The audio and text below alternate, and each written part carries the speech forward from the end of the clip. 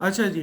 तो होपफुली आप लोगों को ये कैंपेन का अंडरस्टैंड हो गया होगा, ठीक है जी, कि कैंपेन का जो मॉड्यूल होता है तो उसमें चेंजेस आती रहती हैं, तो चेंजेस को हमने बियर करना होता है और उस लिहाज से हमने अपनी अपने लिए भी ना अपनी वर्किंग में भी उसके लिहाज से चेंजेस करनी होती हैं।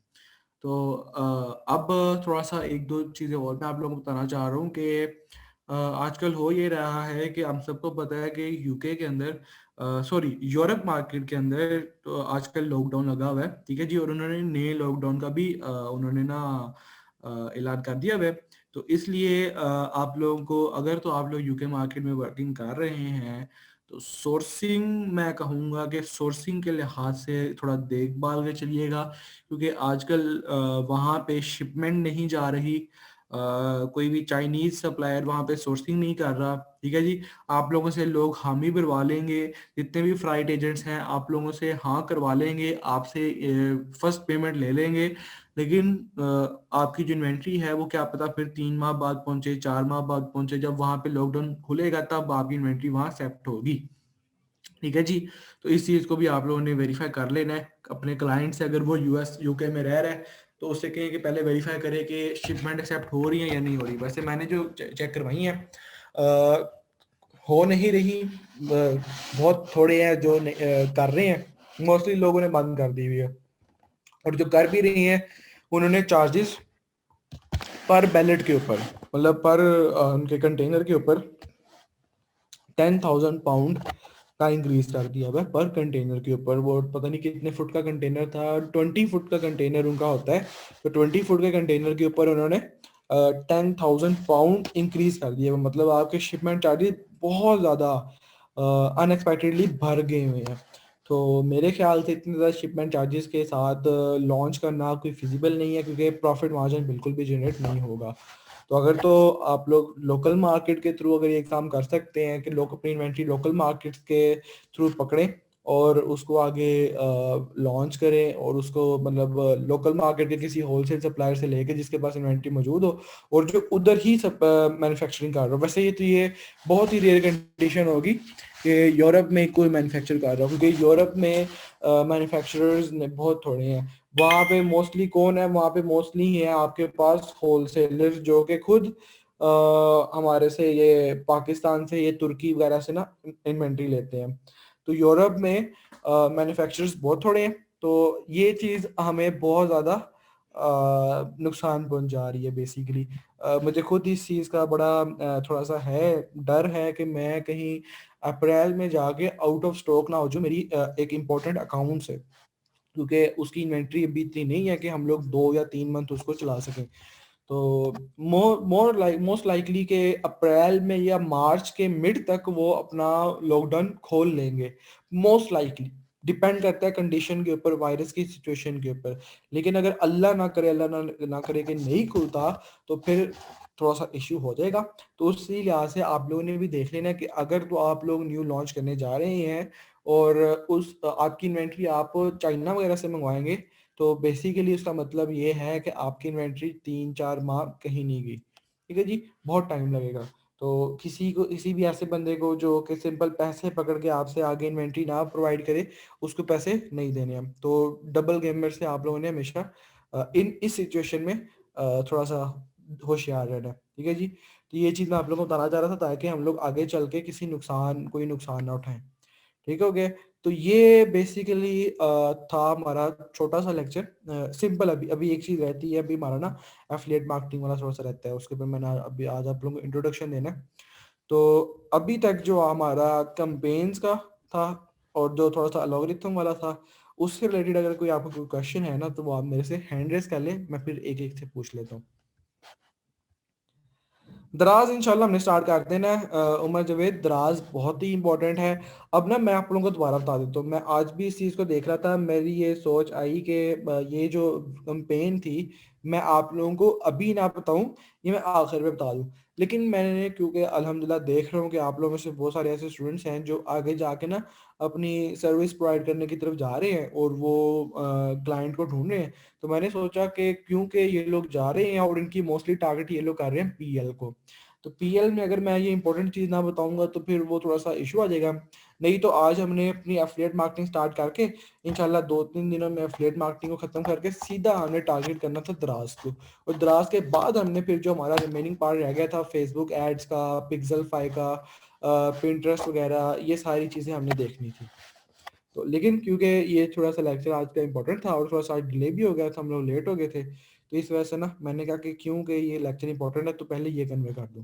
तो दराज इंशाल्लाह अब इसके बाद हमने स्टार्ट कर देना अपना प्रॉक्सी मार्केटिंग, और ड्रॉप शिपिंग और प्रॉक्सी मार्केटिंग सेम ही चीज़ है, हम उसको सेम ही मतलब 2 या 3 दिन लगेंगे मैक्सिमम, वो सेम ही कवर हो जाएगी। उसके बाद सीधा हम लोग दराज के ऊपर जाके बचेंगे। जी किसी का भी क्वेश्चन है आप हैंड रेस कर लें, मैं फिर एक एक करके आप लोगों से कर पूछ लेता हूँ।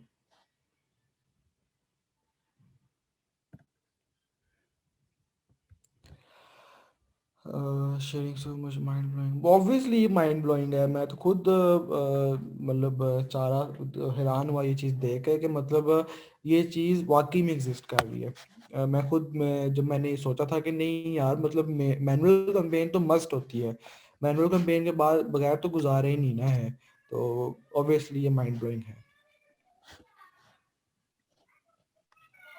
Excuse me sir. जी अब्दुल ननान पूछ रहा हूँ।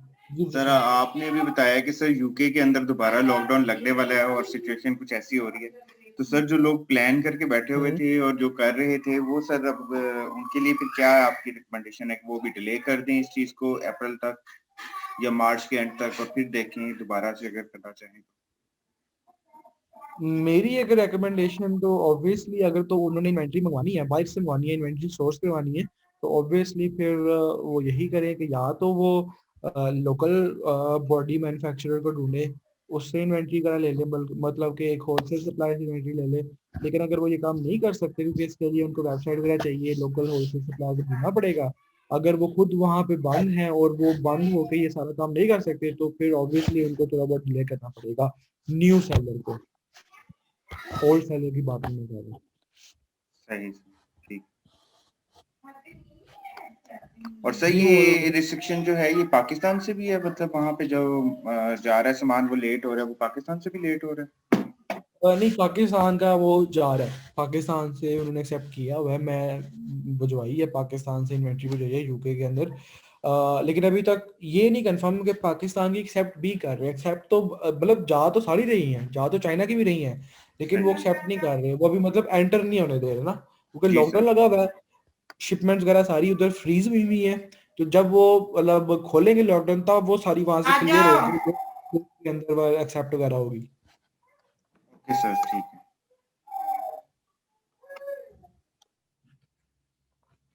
जी मोहम्मद अबूबकर।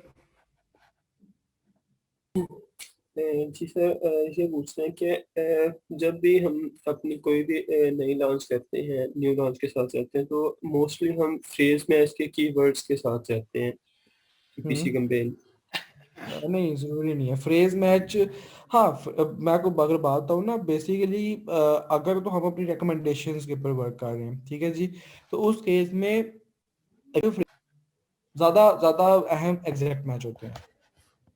जी सर सही है। यही कंफर्म करना था मैंने। जी जी किसी और का की क्वेश्चन हो चैट में, एक दो लोग पूछे थे, एक सेकंड चैट ओपन कर लें। अच्छा जी sir let's suppose I want to do wholesale in UAE, then what will be the strategy. अच्छा आप यूएई में अगर होलसेल करना चाह रही हैं तब स्ट्रेटजी बेसिकली ये है कि सबसे पहले तो आप अगर मैं अगर आपको सजेस्ट करूं तो सबसे पहले तो कम से कम ट्रेडमार्क रजिस्टर करवा लें, ठीक है जी। रजिस्टर्ड ट्रेडमार्क के साथ आप सबसे पहले रजिस्टर्ड ब्रांड से अप्रूवल लें। तो अगर तो आपको रजिस्टर्ड ब्रांड्स वालों के थ्रू अप्रूवल मिल जाते हैं तो तब तो बेस्ट है आप उन्हीं से इन्वेंट्री लेके उनके साथ बाई बॉक्स में compete करके आप सेल्स वगैरह जनरेट कर सकती हैं और वो आपके लिए बेस्ट है।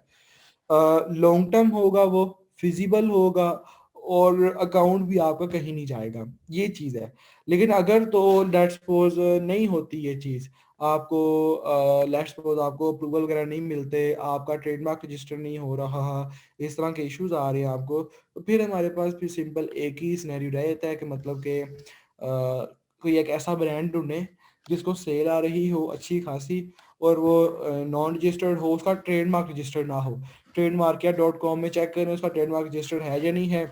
तो अगर तो उसका ट्रेडमार्क रजिस्टर्ड नहीं है, इसका मतलब है ये फिजिबल है हमारे लिए। उसकी 1 या 2 लिस्टिंग के ऊपर मीटू कर लें, ठीक है जी, उससे चेक कर लें। अगर उसकी 1 या 2 लिस्टिंग में मीटू करने से आपको कोई इशू नहीं है, तो उसी तरह के बाकी ब्रांड भी ढूंढ लें और 4-5 लिस्टिंग के ऊपर मीटू करके आप सेल एंजॉय करें।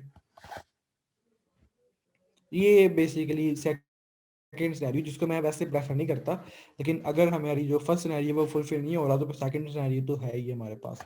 लेकिन जो मैं जिस चीज को प्रेफर करता हूँ वो फर्स्ट वाला ही है। यूएई में केएसए में मैं दूसरा वाला प्रेफर कर दूंगा आपको, केएसए में कोई इशू नहीं है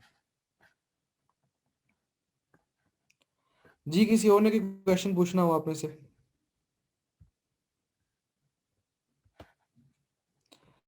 क्लियर हो गया सबका? अच्छा जी। अच्छा जी, अब हम आ जाते हैं ज़रा थोड़ा सा अपना हम छोटा सा ओवरव्यू लेते हैं, फिर हम लेक्चर को एंड करते हैं। तो अब बेसिकली ओवरव्यू मैं आप लोगों को देना चाह रहा हूँ अमेजोन एफिलिएट मार्केटिंग का। एफिलिएट मार्केटिंग के नाम से ही आपको जाहिर हो रहा है कि अमेजोन की एफिलिएट वेबसाइट्स, ये अमेजोन के साथ एफिलिएट वेबसाइट्स कौन कौन सी हैं? गूगल है, फेसबुक है, इंस्टाग्राम है, पिंटरेस्ट है, मैनीचैट है, ये बाकी जितनी भी सारी है ना, ये एफिलिएट अमेजोन के साथ, ठीक है जी। और उन वेबसाइट्स पे भी आप लोगों ने काफी दफा, मैं कहता हूँ लातदार दफा अमेजोन को देखा होगा और अमेजोन के डिफरेंट सेलर्स की प्रोडक्ट्स को देखा होगा, ठीक है जी। तो बेसिकली वो जो दूसरे प्लेटफॉर्म्स पे अमेजोन की प्रोडक्ट को सेलिंग कर रहे होते हैं, बेसिकली कि वो क्या कर रहे होते हैं, वो कर रहे होते हैं एफिलिएट मार्केटिंग।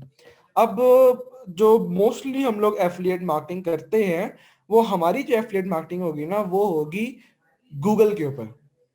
क्योंकि अब मैंने बताया हुआ है कि हमारा मोस्टली ताल्लुक रहेगा एफिलिएट मार्केटिंग में हमारी लोकल वेबसाइट के साथ। तो लोकल जो वेबसाइट होगी वो हमारी अपनी होगी, ठीक है जी, और वो किसकी होगी? वो गूगल की वेबसाइट होगी, ठीक है जी। तो गूगल की वेबसाइट के ऊपर हम लोग एफिलिएट मार्केटिंग को स्टार्ट करेंगे। सेकंड हमारे पास क्या चीज है? सेकंड हमारे पास है affiliate marketing with drop shipping. तो affiliate marketing with drop shipping में क्या होगा? उसमें हमारा हमारा जो अकाउंट होगा वो होगा शॉपिफाई का। शॉपिफाई का आप लोगों ने लात दफा नाम सुना होगा, अगर नहीं भी सुना तो पता होना चाहिए आप लोगों को कि शॉपिफाई एक हमारे पास क्या नाम है, वेबसाइट कह लें आप, ठीक है जी। और एक ऐसी वेबसाइट है जिसके ऊपर सेलिंग और परचेजिंग वगैरह होती है। मोस्टली इसके ऊपर ना स्टोर्स होते हैं। आप लोगों ने देखा होगा कि अमेजोन में मोस्टली जो अप फ्रंट पे हमें नजर आते हैं वो होते हैं लिस्टिंग्स वगैरह, वो होती हैं प्रोडक्ट्स, ठीक है जी। लेकिन जो शॉपिफाई होता है ना, शॉपिफाई पे अभी अप फ्रंट प्रोडक्ट्स वगैरह नहीं आती हैं, हमें अप फ्रंट स्टोर्स वगैरह नजर आते हैं। डिफरेंट स्टोर्स होते हैं और बायर्स उन स्टोर्स में जाके प्रोडक्ट्स को परचेज करते हैं। बायर क्या करते हैं? बायर्स उन स्टोर्स में जाके प्रोडक्ट्स को परचेज करते हैं। और जो शॉपिफाई का हमारा जो कनेक्शन होगा वो होगा हमारी ड्रॉप शिपिंग के साथ। हम लोग इस चीज को देख लेंगे कि कैसे हम शॉपिफाई का यूज करते हुए अमेजोन के थ्रू शॉपिफाई पे ड्रॉप शिपिंग करते हैं, और कैसे हम लोग एक थर्ड पार्टी सेलर का एक किरदार अदा करते हैं, ठीक है जी। प्रोडक्ट हमारी नहीं होगी, बायर हमारा होगा, ठीक है जी, और प्रॉफिट हमारा होगा। प्रोडक्ट की प्राइस पीछे मेन सेलर के पास जाएगी। ये जब हम इसके ऊपर करेंगे ना तो हमें इसका अंदाजा हो जाएगा। तो दो तरह की मैंने आपको बताई कि हमारे पास एफिलिएट मार्केटिंग होगी, एक गूगल वेबसाइट के थ्रू और एक होगी हमारे पास शॉपिफाई के थ्रू। शॉपिफाई का आपको अंदाजा हो गया कि शॉपिफाई के ऊपर हमारा स्टोर क्रिएट होता है, स्टोर रैंक होता है, नियरली इक्वल टू वही चीजें जो हमने अमेजोन के ऊपर की हुई है। लेकिन जो गूगल की हमारी होगी एफिलिएट मार्केटिंग, गूगल की एफिलिएट मार्केटिंग हमारी इस तरह होगी कि हम लोग गूगल की वेबसाइट क्रिएट करेंगे, उसकी होस्टिंग परचेज करेंगे, ठीक है जी, ये सारी चीजें, उसकी ईमेल वगैरह सब कुछ करेंगे। और हम लोग करेंगे ब्लॉगिंग। ब्लॉगिंग कहते हैं कि हम लोग आर्टिकल्स लिखेंगे। आप हैं आर्टिकल राइटर, ठीक है जी। आप लोग बेसिकली अपने आप को समझ ले एक कंटेंट राइटर। अब ये कंटेंट राइटर अब होता बेसिकली भला क्या है कि 90%, क्योंकि इन्वेस्टमेंट थोड़ी होती है, क्योंकि इस चीज़ में हमें थोड़ी बहुत इन्वेस्टमेंट भी चाहिए। एफिलिएट मार्केटिंग के अंदर हमें तकरीबन कोई 30-40 हज़ार या तकरीबन अगर अच्छा काम करना चाहते हैं, अच्छी इन्वेस्टमेंट हासिल करना चाहते हैं, तो 50 हज़ार के करीब हमारी इन्वेस्टमेंट होनी चाहिए। ठीक है जी। इसमें होता यह है कि थोड़ी बहुत इन्वेस्टमेंट होती है हमारी, हम लोग होस्टिंग परचेज करते हैं, वेबसाइट क्रिएट करते हैं, वेबसाइट के ऊपर मुख्तलिफ सेलर्स की प्रोडक्ट्स होती हैं, वेबसाइट्स के ऊपर मुख्तलिफ सेलर्स की प्रोडक्ट्स होते हैं। हमारे पास जो वेबसाइट है वो अमेजोन के सेलर्स वाली होगी। तो हम लोग क्या करेंगे, जो प्रोडक्ट हम लोग लेके आएंगे ना वो मोर लाइकली नीश रिलेटेड होती है, एक ही निश की प्रोडक्ट होगी हमारे पास। अगर हम लोग होम में हैं तो हमारी वेबसाइट भी होम रिलेटेड होगी, होम की प्रोडक्ट रिलेटेड होगी। अगर हम लोग, एक होती है निश, एक होती है पूरी नीश, मतलब सब नीशेस और सारी प्रोडक्ट्स आ जाती हैं, उसको कहते हैं हमारे पास अथॉरिटी वेबसाइट। अथॉरिटी वेबसाइट के अंदर मल्टीपल नीशेस आ जाती हैं। वो कॉन्सेप्ट में हम समझ लेंगे इंशाल्लाह कल के लेक्चर में। ये अथॉरिटी वेबसाइट की होती है, नीश वेबसाइट की होती है। ठीक है जी। तो उसमें फिर हमें लिखने होते हैं आर्टिकल। आप सबको पता है कि अमेजोन में, सॉरी गूगल के ऊपर हम जब भी कोई चीज़ सर्च करते हैं तो वो किसी स्पेसिफिक कीवर्ड के थ्रू करते हैं, और जब हम उसको सर्च करते हैं तो उसके अक्रॉस हमें मल्टीपल वेबसाइट्स आती हैं जो कि उस हमारा रिसर्च का एक रिजल्ट होता है। तो वो वेबसाइट्स ऑब्वियसली उन्हीं वेबसाइट्स का यूज करते हुए हम अपनी भी वेबसाइट रैंक करेंगे उन्हीं कीवर्ड्स के अक्रॉस, सर्च इंजन ऑप्टिमाइजेशन जिसको कहा जाता है। ठीक है जी। और उन वेबसाइट के थ्रू उनकी जो ट्रैफिक होगी वो अपनी वेबसाइट पे लेके जाएंगे, और वो ट्रैफिक हमारी प्रोडक्ट परचेज करेगी, और वो प्रोडक्ट और वो ऑर्डर फुलफिल करेगा हमारा अमेजोन का सेलर, और उसका वो हमें देगा कमीशन। ठीक है जी। शॉर्ट नोटिस इसका अगर मैं आपको बताना चाहूँगा, शॉर्ट नोटिस यही है कि वंस अगर आपकी नीश वेबसाइट रैंक हो जाए तो वो नियरली इक्वल टू आपकी होती है 32 लाख या 35 लाख, जो आजकल रेट चल रहा है पाकिस्तान में। और जो अथॉरिटी वेबसाइट होती है वो नियरली इक्वल होती है 1 करोड़, 1.5 करोड़, इस तरह के। नीश वेबसाइट को रैंक करने में तकरीबन 6 से 7 मंथ लग जाते हैं, और अथॉरिटी वेबसाइट को रैंक करने में तकरीबन कोई 1.5 2 साल 3 साल का भी टाइम लग सकता है। और अगर हम लोग बात करें पाकिस्तान में, तो पाकिस्तान में मोस्टली लोग वर्किंग कर रहे हैं नीश वेबसाइट के ऊपर। और लास्ट टाइम आज से तकरीबन 3 माह पहले, अगर आप 3 माह का पहले का डाटा चेक करें ग्रुप्स के अंदर, एक्सट्रीम कॉमर्स के ग्रुप के अंदर, तो आपको नजर आएगा कि एक ऐसी भी थी, एक फीमेल थी जिन्होंने एफिलिएट मार्केटिंग के अंदर तकरीबन 6 मंथ में अपनी वेबसाइट को रैंक किया, और अपनी वेबसाइट को सेल किया था 38 लैक्स के अंदर। तो बहुत स्कोप है वैसे तो इसका, अगर इसके ऊपर टाइम दिया जाए। मैंने बताया हुआ है कि अमेजोन की जो मर्जी फील्ड है, हमारे पास वीए की फील्ड है, हमारे पास एफिलिएट मार्केटिंग की फील्ड है, ड्रॉप शिपिंग की फील्ड है, पीएल की है, होलसेल की है। अगर हमारे पास टाइम नहीं है ना तो हम लोग कुछ भी नहीं कर सकते। अगर हमारे पास टाइम है तो हम इसके ऊपर सब कुछ कर सकते हैं। ठीक है जी। तो ये बेसिकली छोटा सा आपका ओवरव्यू एफिलिएट मार्केटिंग के लिए। अगर इसमें कोई आपका रेलेवेंट क्वेश्चन है तो पूछ लें, फिर हम लेक्चर को एंड करते हैं इंशाल्लाह। फिर कल हम लोग टाइम पे इस चीज को स्टार्ट कर देंगे।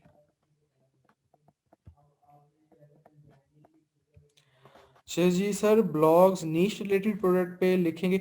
हाँ ऑब्वियसली, जो आप ब्लॉग्स लिखेंगी वो नीश रिलेटेड होगी, अगर तो आपकी नीश वेबसाइट है। और वो बेसिकली ब्लॉग्स जो होते हैं ना वो आपके होते हैं किसी स्पेसिफिक टॉपिक के ऊपर। मतलब एक टॉपिक चल रहा है, एक लेट्स सपोज टॉपिक आया है आईफोन 12, आपकी प्रोडक्ट है आईफोन रिलेटेड। आईफोन 12 एक नया टॉपिक आया, या आईफोन 13 एक नया टॉपिक आया मार्केट के अंदर। आपने आईफोन 13 के ऊपर पैराग्राफ्स लिखने स्टार्ट कर दिए, उसके ऊपर वर्ड प्रेस के थ्रू आपने आर्टिकल्स लिखने स्टार्ट कर दिए, और उन आर्टिकल्स का आपने बैकलिंक जनरेट किए हैं, और उन आर्टिकल्स को आपने जाके बैकलिंक्स दे दिए हैं लोगों की प्रोफाइल्स के ऊपर, लोगों की वेबसाइट्स के ऊपर। ठीक है जी, जो ऑलरेडी रैंक वेबसाइट्स हैं। आपने बता दिया कि देखें जी आपने आईफोन के बारे में इस तरह बताया हुआ है, लेकिन इस वेबसाइट के ऊपर आईफोन के बारे में इस तरह बताया हुआ है। लोग कमेंट पढ़ेंगे, लोग देखेंगे कि उसने बैकलिंक दिया हुआ है, लोग लिंक को क्लिक करके आपकी वेबसाइट पे जाएंगे और आपकी वेबसाइट पे जाके वो चीज पढ़ेंगे। आपने वहां पे बताया हुआ है कि ये प्रोडक्ट है जिसका अच्छा फायदा हो रहा है, लोग फिर उस प्रोडक्ट को क्लिक करेंगे, उस प्रोडक्ट को परचेज करेंगे। ये सिंपल सा एक होता है। एफिलिएट का कंटेंट लिख के दिया था, इसका आइडिया है मुझे जी। सर शॉपिफाई, जी ऑब्वियसली नहीं, कमेंट के थ्रू जनरेट नहीं होता, कमेंट में आप लोग देखते हैं जो बैकलिंक्स होते हैं। Sir Shopify website theme builder है ना, अपनी वेबसाइट बनाने के लिए यूज होता है? नहीं, शॉपिफाई तो बेसिकली एक प्लेटफॉर्म है जो सेलिंग और परचेजिंग के लिए होता है। ये थीम बिल्डर नहीं, ये आप कह लें कि स्टोर बिल्डर जरूर है। ये स्टोर होता है, इसके ऊपर आप स्टोर क्रिएट करते हैं अपने, तो वो चीज़ होती है। सर ये कोई शॉपिफाई चार्जेस भी लेता है हमसे? ऑब्वियसली रहता है, शॉपिफाई के चार्जेस होते हैं। ये जिस तरह अमेज़न के ऊपर सेलिंग के चार्जेस होते हैं ना, उसी तरह शॉपिफाई के ऊपर भी चार्जेस होते हैं। यस सर, ठीक है, थैंक यू। जी, किसी और ने कोई क्वेश्चन पूछना हो आप में से? जज़ाकल्लाह सर। ठीक हो गया। अच्छा जी, ठीक है, फिर आज का लेक्चर हम यहीं पे एंड करते हैं। इंशाल्लाह फिर आप लोगों से कल मुलाकात होती है। इस चीज़ को देख लीजिएगा, इस चीज़ के बारे में अगर और कोई सर्च करनी हो तो कर लीजिएगा, ठीक है जी। और अगर कोई आपका क्वेश्चन हो तो मुझसे पूछ लीजिएगा, मैसेजेस में आप लोगों को रिप्लाई कर दूंगा। ठीक है जी, फिर इंशाल्लाह आप लोगों से कल मुलाकात होती है।